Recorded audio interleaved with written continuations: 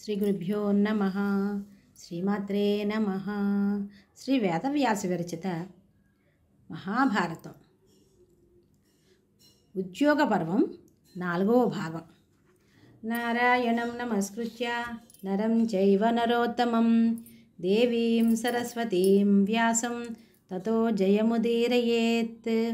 వ్యాసం వసిష్ఠనప్తారం శక్తే పౌత్రమకల్మషం పరాశరాత్మజం వందే సుగతాతం తపోనిధిం. ఓం నమో భగవతే వాసుదేవాయ. కథా ప్రారంభం. ఆ మాటలు విని భీష్ముడు, బ్రాహ్మణోత్తమ, వాసుదేవ సహితులై పాండవులు సుఖంగా ఉన్నారని, ఇప్పటికీ వారు ధర్మ మార్గం తప్పడం లేదని వినడం చాలా సంతోషంగా ఉంది. మీరు చెప్పింది ప్రతి అక్షరము సత్యమే, కానీ అంత తీక్షణంగా ఉండనవసరం లేదు మీ పలుకులు. కానీ విప్రస్వాభావికమైన పౌరుష్యం అది. పాండవులు చాలా క్లేశాలు పడ్డారు, నిజమే. మీరు చెప్పినట్లు వారి తండ్రి సంపదలు, రాజ్యము పొందే అధికారం వారికి ఉంది. అర్జునుని అస్త్ర విద్యా పాఠము మేము ఎరిగినదే. అమరేంద్రుడు కూడా వాని ముందు నిలబడలేడు అని భీష్మ పితామహుడు మాట్లాడుతుంటే కర్ణుడు దుర్యోధను చూసి భీష్ముని వైపు పరిహాసంగా చూస్తూ, ఈ దూత చెప్పిన విషయాలు అందరికీ తెలిసినవే, అవి మళ్ళీ తవ్వి తలకెత్తనవసరం లేదు. దుర్యోధన పక్షాన శకుని జూదం ఆడాడు, అందులో పాండవులు ఓడిపోయారు. నియమం ప్రకారం అరణ్య అజ్ఞాతవాసాలు సాగించాలి. అజ్ఞాతవాసం ముగియకుండానే వారు బయటపడ్డారు. అందుచేత మళ్ళీ అరణ్యవాసం, అజ్ఞాతవాసం పూర్తి చేసి రావాలి. అంతే తప్ప మత్స్య పాంచాలాది బంధుదేశాల రాజుల అంట చూసుకొని బెదిరింపులు సాగిస్తే మనం లొంగనవసరం లేదు. ధర్మ మార్గాన్ని నడిస్తే శత్రువుగైనా రాజ్యం ధారపోయడానికి దుర్యోధనుడు సిద్ధమే. అధర్మంగా వారు వస్తే రాజ్యంలో 4వ వంతు వారికి దక్కదు. కాదని యుద్ధానికి వస్తే సరే అనుభవిస్తారు అన్నాడు. దానికి భీష్మ పితామహుడు, రాధేయ, ఎందుకీ వ్యర్థ ప్రసంగాలు? నిన్న కాక మొన్న గోగ్రహణ సమయంలో అర్జునుడు ఏకైక వీరుడిగా వచ్చి మనకు జరిపిన పరాభవం మర్చిపోయావా? ఆనాడు నీ సాహస పరాక్రమాలు ఏమయ్యాయి? అజ్ఞాతవాస విషయంలో అక్కడే నీకు వివరించాను. మళ్ళీ ఆ ప్రస్తావన దేనికి? ఇప్పుడు చెప్పినది విని ఆచరించడం మంచిది లేదా వినాశనమే అని అంటుండగా ధృతరాష్ట్రుడు కర్ణుని మందలించి భీష్మునితో, మీ మాటలలో మా ఉభయ వంశాల శ్రేయస్సు ఉంది, అంతేకాదు లోక కళ్యాణ కాంక్ష మీది. నేను బాగా ఆలోచించి వారి వద్దకు సంజయుని పంపుతాను అని పురోహితుని వైపు తిరిగి, ఆర్య, ఈ విషయం వారికి చెప్పండి, మా సంజయుడు వచ్చి వ్యవహారం నడుపుతాడు అని.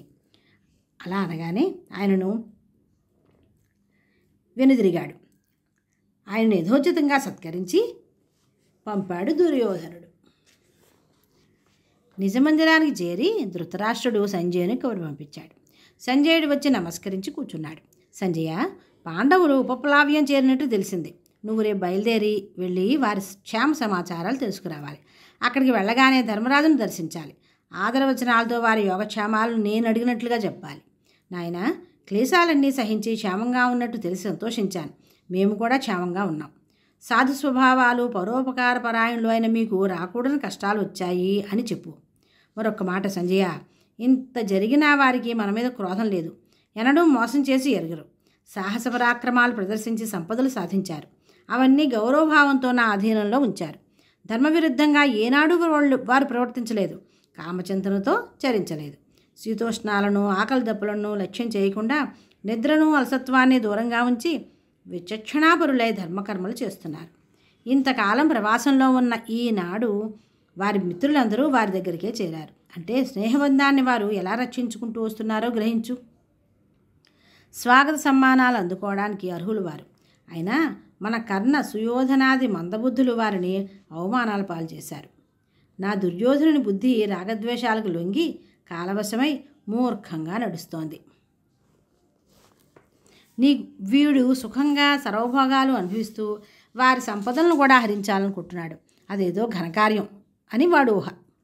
అక్కడ చూస్తే భీమార్జున నకుల సహదేవులతో కృష్ణుడు, సాత్యకి, ధర్మజుని మాట మీద నడుస్తారు. గాంధీవం ధరించి కదిలితే ప్రపంచాన్నే జయించగలడు సవ్యసాచి. మేఘగర్జనల ధనుష్టంకారం చేసి మిడతల దండులా బాణాలు వదిలే ఆ వీరుని ముందు నిలవగలవారెవరు? అలానే జగత్రయాన్ని నడపగలవాడు వాసుదేవుడు. వారిద్దరూ అట్టు ఉన్నారు. ఉత్తర కురుభూములను జయించాడు. ద్రవిడులను ఓడించాడు. ఖాండవ దహన సమయన్న ఇంద్రాదులను కూడా నిగ్రహించి అగ్నిహోత్రులకు తృప్తి కలిగించాడు. వాడు ఉద్దండ గదాదండం ధరించి నిలబడే భీముని ముందు ఎవరు ఆగలడు? వాడు 10,000 గజబలుడు, అస్త్ర విద్య తెలిసినవాడు. యుద్ధం జరిగితే వాడొక్కడే నా కొడుకులందరినీ నేలకూలుస్తాడు. అటువంటి వారితో వైరం పెంచుకున్నారు వీరు. నకుల సహదేవులిద్దరూ అర్జునుని శిక్షణలో ఆరితేరారు. డేగల జంట బయలుదేరి పక్షి సమూహాలను సర్వనాశం చేసేటట్లుగా వీరిద్దరూ శత్రు సంహారం సాగించగల యోధులు. మన సేనలో యోధులు లేకపోలేదు, సంఖ్యాబలం కూడా మనదే ఎక్కువ. కానీ వారి ముందు మనవారు ఆగలేరు. దృష్టద్యుమ్నుడు, విరటుడు, కేకయ్య కుమారులు, పాండ్యరాజు, పర్వత ప్రాంతాల అధీసులు వీరంతా వారి కోసం ప్రాణాలు వడ్డి పోరాడడానికి సిద్ధంగా ఉన్నారు. మందబుద్ధి నా దుర్యోధనుడు వారితో పోరాటానికి సిద్ధపడుతున్నాడు. కృష్ణార్జునులు ఏకరథారూఢులై వస్తే ఇంక చెప్పవలసిందేముంది? వారు ఇంద్రనారాయణుల వలె ఉంటారు. ధర్మరాజు అజాతశత్రువు, ధర్మపరాయణుడు, లజ్జా వినయాలంకార భూషితుడు. కనుకనే జూదంలో మోసం జరిపి మనం పరాభవించిన నియమానికి కట్టుబడి వీరిని విడిచిపెట్టాడు. ఒక్క ధర్మరాజు పేరు చెబితే నాకు కలిగే భయం ఎంతటిదో చెప్పలేను. బ్రహ్మచర్య దీక్షలో తపోనిష్ఠతో ఉండే ధర్మజునికి క్రోధం కలిగిందంటే అది ఎదుటివారిని నాశనం చేసి తీరుతుంది. అందుచేత నువ్వు ఉపప్లావ్యం వెళ్ళి వారి కుశలం అడిగి నేను శాంతినే కోరుతున్నాను అని గట్టిగా చెప్పు. అక్కడి వారిని అందరినీ పేరు పేరున నేను అడిగానని చెప్పు. భరతవంశ శ్రేయస్సు ప్రధానంగా అక్కడ మాట్లాడవలసిన మాటలు నీకు నేను చెప్పనవసరం లేదు. ఏ దశలోనూ క్రోధాన్ని దరిజేరనివ్వకు అని సాగనంపాడు. స్వస్తి.